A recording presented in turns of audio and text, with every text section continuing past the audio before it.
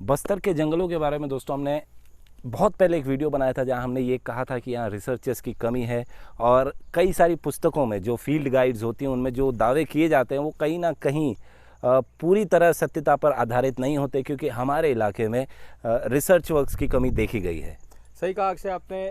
बस्तर का अपना ही एक माइक्रो क्लाइमेट है जो छत्तीसगढ़ के बेसिक क्लाइमेट से काफ़ी अलग है और बहुत सारे रिसर्चर्स जो हैं वो छत्तीसगढ़ के क्लाइमेट को ही बस्तर का क्लाइमेट मान लेते हैं और कुछ और भी रीजंस हैं जिसके कारण यहाँ रिसर्च वर्क जो है काफ़ी कम हुआ है, लोग समझ रहे हैं।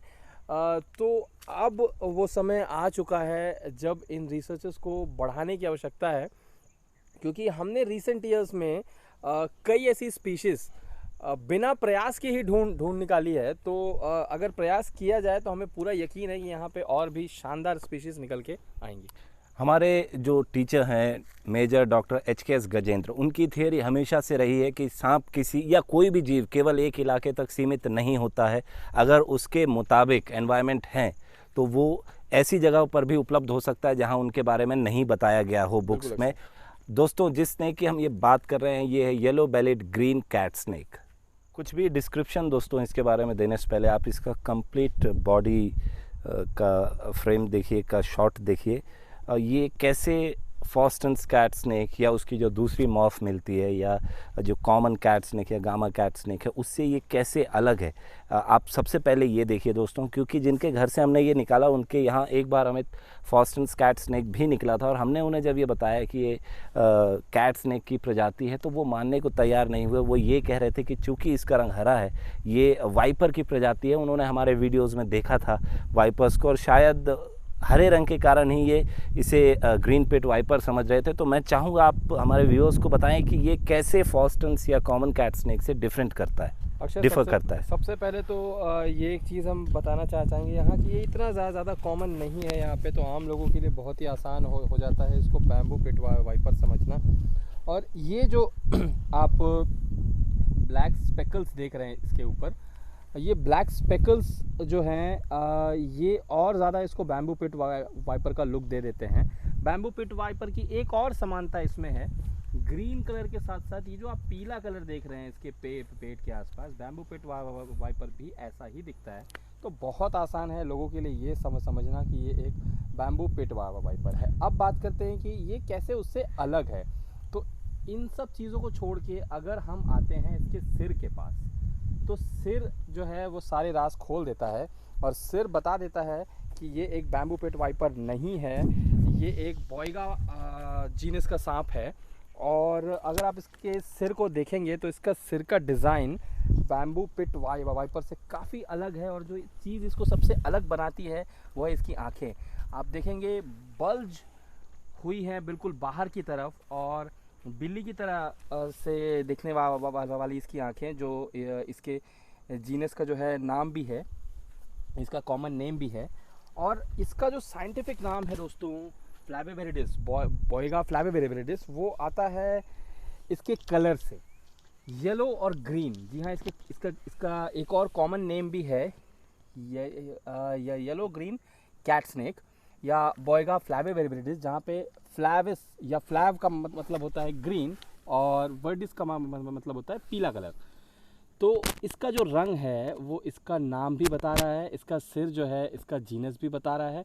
ऐसे जो है इसको पहचाना जा सकता है, लेकिन आम लोगों के लिए अभी भी इसको पहचानना इतना आसान अक्षय नहीं होगा। तो हम जो टर्म यूज़ करते हैं अमित, इससे पहले भी हमने कई बार यूज़ किया है बेट्शियन मिमिक्री का, तो क्या ये उस तरीके का कोई बिहेवियर है इसका जहाँ ये ग्रीन पिट वाइपर को रेप्लिकेट करके अपने आप को बचाना चाह रहा है? जी बहुत ये एक अच्छा सवाल है। ज़्यादातर जो नॉन वेनमस सांप होते हैं वो इस प्रकार का प्रयास करते हैं अपने आप को बचाने का।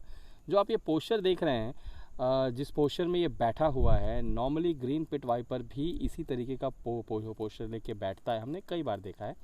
तो हाँ, ये सवाल बिल्कुल सही है कि ये बेट्शियन मिमिक्री का एक केस हो सकता है, बिल्कुल इसकी संभावना है, इससे इनकार नहीं किया जा सकता। तो बात बेडशीट मिमिक्री की आपने की, आपने ये भी टर्म यूज़ किया कि ज़्यादातर नॉन वेनमस जो होते हैं वो इस तरह का प्रयास करते हैं, तो क्या ये नॉन वेनमस है या किसी प्रकार का कोई जहर इसमें पाया जाता जी, है? जहर होता है इसमें, बहुत हल्का जहर होता है। और हमने कई बार बताया कि बॉयगा जो स्पीशीज़ है उसमें जहर होता ही है, भले माइल्ड होता है लेकिन होता है। हमने फॉस्टन्स कैट स्नेक की बात की थी कि कैसे उसका साइज़ बड़ा होने के कारण जहर की जो क्वांटिटी है वो उसमें ज़्यादा होती है। लेकिन ये जो है ये कॉमन कैट स्नेक की साइज़ का ही होता है, या कहें कि उससे थोड़ा ही बड़ा होता है। तो इसका जहर इंसानों के लिए बहुत ज़्यादा कारगर अक्षय नहीं होगा, लेकिन जो इसके शिकार हैं प्राइमरीली इसका जहर जिस चीज़ के लिए बना है उन जीवों पे बिल्कुल इसका जहर असरदार है, क्योंकि ये एक आर्बोरियल स्नेक है। तो ये गिरगिट से लेके छिपकली, चिड़िया, उनके अंडे, छोटे उनके बच्चे और दूसरे छोटे सांप जो इसके डाइट में शामिल हो, उन पे इसका जहर जो है कारगर होता है। बात हमने इसके आइडेंटिफिकेशन की करी, इसके शिकारों की करी, आपने इसके जहर के बारे में भी बताया है।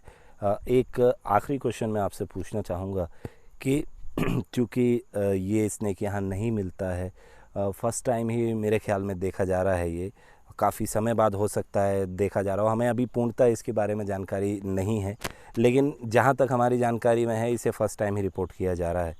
तो ऐसे में क्या आप इसे अपने पास रखना चाहेंगे कैप्टिविटी में या फिर वाइल्ड में रिलीज़ कर देंगे, और दोनों में से क्या बेहतर होगा और क्यों बेहतर होगा? तो अक्षय, हम हमेशा से कहते आए हैं कि हम प्रकृति प्रेमी हैं, और प्रकृति प्रेमी होना सिर्फ एक अधिकार नहीं दे देता आपको प्रकृति पे, ये आपका कर्तव्य भी है कि अगर किसी जीव को हमने कहीं से बचाया है तो उसे उसके प्राकृतिक क्षेत्र में आज़ाद करना, रिहा करना बहुत आवश्यक है। अल्टीमेटली ये प्रॉपर्टी तो अक्षय प्रकृति की ही है, और इसका फलना फूलना तब ही निश्चित हो पाएगा अगर ये प्रकृति में जाएगा। और मतलब अगर देखा जाए तो प्रकृति में ही इसका रोल है। अगर इसको हम रख लेते हैं कि ये खूबसूरत है, पहली बार रिपोर्ट हुआ है, तो शायद ये हमको कुछ दिनों तक एंटरटेन कर दे, लेकिन जो वास्तविक रोल इसका प्रकृति में है वो ये कभी कैप्टिविटी में नहीं निभा पाएगा। तो एक मिला है, बाकी के मिलने की संभावनाएं क्या हैं? और एक और मैं इस पे सवाल ऐड करूंगा। हमने शुरू में अभी वीडियो के मध्य में हमने बताया कि ये ग्रीन पिट वाइपर के जैसा मिमिक करने का प्रयास करता है, तो क्या ये संभावनाएं हैं कि जो ग्रीन पिट वाइपर का इलाका है वहाँ इसके भी इलाके हो सकते हैं? बिल्कुल अक्षय, ग्रीन पिट वाइपर्स को हमने देखा है कि वो पहाड़ी इलाकों में देखने को मिलते हैं। तो हाँ बिल्कुल, पहाड़ी इलाकों में ये सांप भी हमको देखने को मिल सकता है।